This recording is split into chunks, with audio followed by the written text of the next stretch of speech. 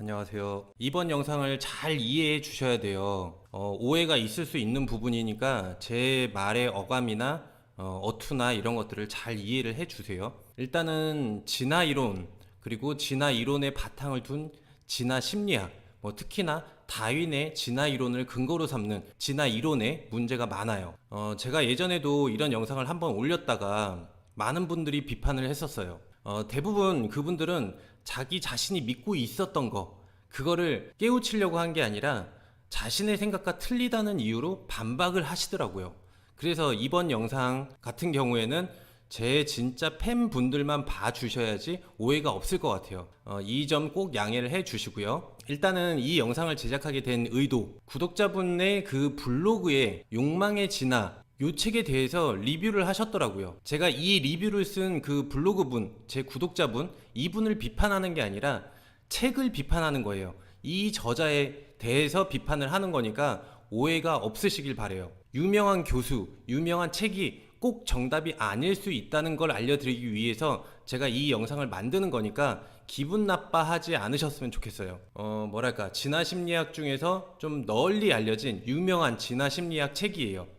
먼저 이분이 남긴 리뷰를 한번 볼게요. 책을 그대로 요약한 거죠. 이분은 남성의 능력은 경제적 지원과 사회적 지위다. 남자는 사냥을 하고 힘이 센 남자가 여자를 차지하고 우두머리가 되고, 여자는 육아를 하면서 그런 경제적 능력, 사회적인 능력을 가진 남자를 택한다.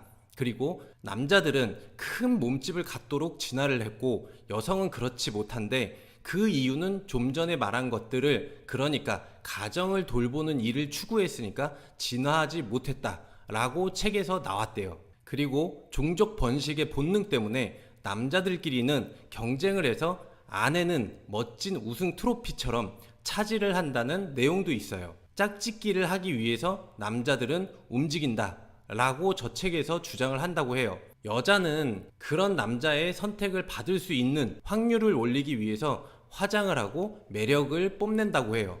그래서 화장품 산업이 여성의 본능을 자극한다 라고 합니다. 파리의 한 종류인 조한 세니엘라 니티다 수컷은 교미 후에 생식기 일부를 떼내어서 암컷의 생식기 입구를 막아버린다 라고 해요. 경쟁자의 번식 탈취를 막기 위한 수컷의 노력이 있다고도 말합니다. 그래서 이렇게 짝짓기를 하려고 하는 본능을 이해하고 이걸 바탕으로 전략을 짜면, 사람의 심리를 조종하고 사람의 본성을 이해하면 좋은 결과로 돌아온다, 이런 내용의 책이에요. 자, 지금 좀 전에 말한 이 내용은 진화심리학에 대해서 조금이라도 관심 있는 분들은 다 이해할 만한 내용이에요. 이 이론이 맞다면 이 이론을 가지고 사람의 심리를 이용해서 영업을 한다거나 인간관계에서 이득을 볼 수가 있어요. 그런데 만약에라도 이 이론이 틀리다면 어떻게 될까요? 이것보다 더 합리적인 이론과 증거가 있다면 지금까지의 진화 심리학이 쌓아놓은 그런 탑들은 다 와르르 무너질 거예요. 이제부터 마음을 쫙 열고 들어보세요. 처음엔 좀 거북할 수도 있거든요, 이게. 자, 기존의 진화 이론에 따르면 우리의 엄마들은 뭐가 될까요? 뭐냐고 하면 다시 한번 요약을 할게요.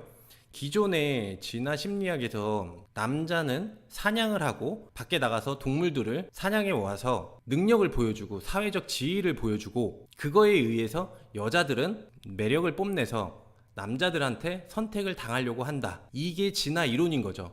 이 이론을 바탕으로 우리 엄마들을 본다고 하면은 어떻게 되느냐라는 거예요. 돈과 사회적 지위가 있는 그런 남자한테 가려고 우리 엄마들이 결혼을 한 게 아니잖아요. 이 이야기를 엄마한테 그대로 물어보세요. 엄마한테 가서, 엄마는 아빠가 경제적인 능력과 사회적 지위 때문에, 그런 것 때문에 결혼을 아빠랑 했어? 라고 물어보면 뭐라고 하실까요? 엄마들은 당연히, 야, 미쳤냐? 그랬으면 내가 네 아빠랑 결혼했겠냐? 나 좋다는 돈 많은 남자 얼마나 많았는데, 이렇게 말씀을 하실 거예요. 사랑이라고 부르는 알 수 없는 감정에 이끌려서 여자들은 그 남자와 결혼을 합니다. 남자도 마찬가지고요. 물론 돈을 보고 근육질 몸매를 보고 결혼하는 여자들도 있어요. 그런데 그거는 최근의 일이죠. 사랑이라고 부르지만 그 모성애 같은 거 있잖아요. 내가 아니면 이 남자는 폐인이 될 것 같다, 누가 걷어줄 사람이 없을 것 같다, 이런 사랑은 진화 이론에서 어떻게 설명이 될까요? 설명을 못하죠, 이거는. 아까 남자가 짝짓기를 하려고 움직인다고 했는데, 성공하려고 한다고 그런 이론을 내세웠는데, 남자가 일을 성공하려고 하는 게 짝짓기 때문에 할까요? 이것도 분명히 틀렸어요. 저도 애를 키우면서 가끔 이런 생각이 들어요. 아, 그래, 내가 조금만이라도 더 열심히 해서 우리 애랑 우리 와이프 잘 살게 해줘야지, 잘 해줘야지. 그런데 이 생각을 가만히 내 내면을 잘 들어보세요. 오로지 내 성공, 내가 사회적으로 인정받고 싶은 내 개인적인 욕망이지, 이게 성욕에서 올라온 게 아니에요. 40대가 넘어가면 성욕이 감퇴해요, 일반적으로. 하지만 그래도 인정받고 싶은 욕구는 거의 동일한 수준을 유지해요. 50대에 가도 인정받고 싶은 욕구는 계속 유지가 돼요. 그렇게 본다면 짝짓기 본능보다는 인정받고 싶은 욕구가 더 합리적인 거예요. 여자분들 중에서도 성공하려고 하는 분들이 있어요. 그런 여자분들도 짝짓기 본능이 무의식적으로 발동한 건 아니죠. 인간이라면 누구나 인정받고 싶은 게 더 근원적인 이유라는 거예요. 자, 이렇게 진화 이론을 주장하는 사람들, 그렇게 똑똑하다는 학자들이 뭘 보고 이러는지 저는 조금 이해가 안 가요. 아니, 옆에 있는 여자들한테 물어보면 쉽게 답이 나오는데, 볼 수도 없는 과거의 여자들의 그 본성을 들춰내겠다고 남자인 학자들이 알 수 있을 거라고 평생을 바치는 게 제 개인적으로는 좀 안타까워요. 자기 자신에 대해서도 잘 모르면서 어떻게 자연에 대해서 알 수 있을 거라고 확신을 할까요? 가장 잘 알 수 있는 나에서부터 자연으로 나가야 되는데, 알 수도 없는 자연에서부터 나로 들어오려고 하는 거예요. 이 순서가 뒤바뀐 거죠. 이 진화라는 이 말 자체부터가 어떤 목적에 맞게 사람이 발전하고 있다라는 게 전제적으로 그 암묵적으로 깔려 있는 단어예요. 그런데 사실은 진화된 게 아니라 그냥 변화를 할 뿐이에요. 변화. 그냥 변한다는 그 말이죠. 우리는 이 돌연변이의 돌연변이, 그러니까 부모 유전자에서 조금씩 그냥 변화하는 것 뿐이에요. 어떤 목적에 맞게 그 목적지를 향해서 완성돼 나가고 있는 게 아니에요. 아까 파리의 성기 이야기가 나왔었죠. 왜 다른 파리가 암컷을 차지하지 못하게끔 그런 기능이 있을까요? 만약에 이 파리한테 일부 일처제였다면 그런 기능이 있을 필요가 없겠죠. 자, 그런 기능이 있다는 건 바로 일부 일처제가 아니라는 거를 뜻하는 거예요. 사실 인간의 성기도 똑같아요. 남자의 성기 모양도 다른 남성의 종족 번식을 막으려고 한다고 그러죠. 그래서 버섯 모양이라고 그러죠. 이 농경시대 이전에 그 원시시대, 선사시대에는 일부 일처제란 제도가 없었고, 이건 그냥 짝짓기는 악수하고 똑같이 사회적인 교류 방식의 하나로 여겨졌다는 그 근거가 분명히 존재하고 있어요. 그래서 어떤 정해진 남자와 여자가 아니라 일부 일처제가 아니라 자연스럽게 서로 간에 성욕을 해소하는 그런 관계였던 거예요. 그냥 서로가 서로를 필요로 했던 거예요. 이 남자 생식기 모양도 이런 유사한 기능을 갖고 있다고 좀 전에 말했었죠. 진화 이론에 따른다면 결국 이것도 인간이 태초에는 일부 일처제가 아니었다는 걸 뜻하는 거예요. 우리와 아주 유전자적으로 진화적으로도 아주 가장 가까운 보노보라는 그 동물을 관찰을 해야 되는 이유예요. 침팬지나 원숭이는 우리하고 멀어요. 유전자랑 이런 게 동일하지가 않아요. 진화 이론은 그 우리랑 유전자적으로 먼 그 침팬지, 원숭이 이 행동을 보고 이론을 세운 거예요. 보노보는 본능적으로 그 집단 내에서 여러 보노보하고 성교를 해요. 난교라고 그러죠. 인사이기도 하고 화해의 제스처이기도 하고, 싸우고 나면 또 그렇게 해요. 사랑이란 게 그런 의미가 없어요. 그냥 단지 그 기능을 활용할 뿐이에요. 인간만이 거기에다가 사랑, 결혼 이런 의미를 부여한 거예요. 인간이 선사시대, 그 원시시대에는 일부 일처제가 아니었다는 그 증거가 분명히 있어요. 어디에 있냐? 이거는 전 세계 곳곳에 아직까지도 남아있는 그 옛날 문화를 지켜내고 있는 그 원주민들에게서 공통적으로 남아있는 문화예요. 가까운 중국에서도 매일매일 남자를 바꿔가면서 자는 게 있어요. 그런 부족이 있어요. 이게 현실적으로 더 명백한 증거로 지금 존재를 하고 있는 거예요. 이렇게 우리 바로 옆에는 더 분명하게 그 증거가 남아있는데 안 봐요, 그런 거는. 그럼에도 불구하고 다윈의 진화 이론이 더 신빙성을 갖고 있는 게 지금 우리의 현실이에요. 생각을 한번 해보세요. 전 세계적으로 원시 문화를 지켜내오고 있는 그런 집단이 있는데 거기가 그렇게 하고 있어. 그러면 그 모습이 우리의 원시시대 그 모습 아니겠어요? 그 원시시대라고 하면은 남자들이 사냥을 하고 여자들은 아기를 본다고 생각을 해요. 그 집안일만 하고 이렇게 고정적으로 생각을 하죠. 그래서 남자들이 지위적으로 우위를 차지하고 이렇게 생각을 하는데 아니에요. 그 원시시대라고 하면 우리가 딱 사냥을 떠올리잖아요. 사냥을 해서 먹고 나면 동물의 뼈가 남아요. 화석으로 되는 거죠. 식물이나 곤충을 먹은 건 어떻게 되죠? 과일을 먹은 건 어떻게 되죠? 화석으로 남질 않아요. 그래서 자꾸 사냥만 하는데 잘 생각을 한번 해보세요. 과거에는 이렇게 지구가 지금 같은 모습이 아니라 풀밭이나 나무, 숲 이게 전 지역에 넓게 자리 잡고 있었어요. 전 지역을 다 이렇게 덮고 있었던 거죠. 토끼나 사자를 잡는 게 쉬울까요? 아니면 그냥 나무에 주렁주렁 열매가 맺혀져 있고 땅에서도 무 뭐 이런 것들 막 나오는데 뭘 먹을래요? 아무리 막 이렇게 돌을 뾰족하게 막 갈고 뾰족하게 갈아도 그 긴 벽만만 봐도 사슴이나 토끼를 잡는 게 정말 어려워요. 그리고 사람의 이빨을 봐봐요. 이빨. 어금니가 왜 더 많을까요? 진화 이론에 따르면 어금니를 자꾸 사용하니까 어금니가 늘어나겠죠. 송곳니는 단 2개고 4개구나. 사냥은 당연히 힘들 수밖에 없어요. 인간의 몸으로는 뭐 탱크가 있는 것도 아니고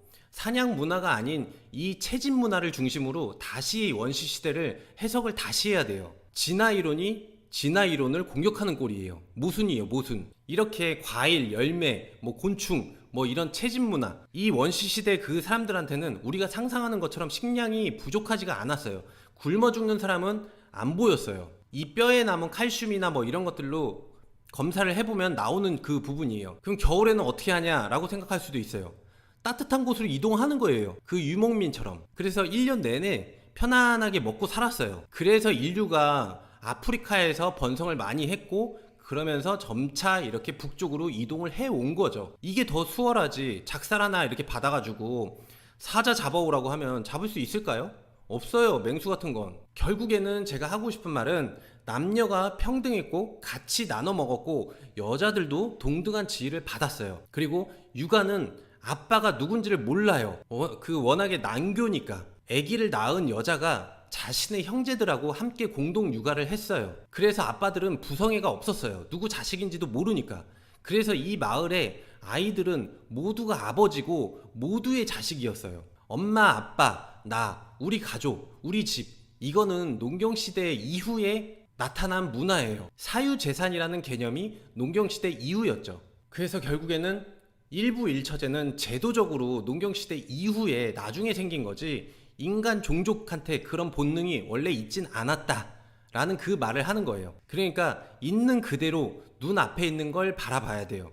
권위 있는 학자나 똑똑하다는 사람, 이런 사람의 말이 중요한 게 아니에요. 내 눈앞에서 벌어지는 게 이게 더 중요한 거예요. 이 진화심리학 저런 이론들은 대부분 농경시대 이후에 우리의 모습을 원시시대에다가 그대로 투영을 한 거예요. 근데 농경시대 이후에는 국가가 등장을 했죠. 자원이 넘쳐나거나 뭔가가 부족할 때 국가가 발생하는 거지 적당할 때는 생겨나지가 않아요. 필요 없었던 거거든요. 사유재산도 없었고 공동재산이었기 때문에. 가장 큰 제약은 사적 재산을 갖는 거. 몰래 자기 재산을 몰래 내 것만으로 이렇게 만들어 두는 거. 예를 들어서 음식을 빼돌린다거나 고기를 빼돌린다거나 이런 거. 근데 사실은 빼돌릴 수도 없었어요.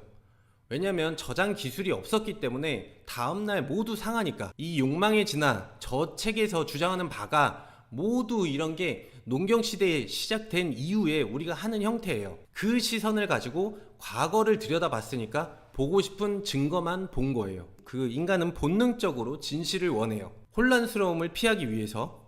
그리고 정체를 알 수 없는 거, 인간의 근원 같은 거, 우리가 어떻게 태어났나?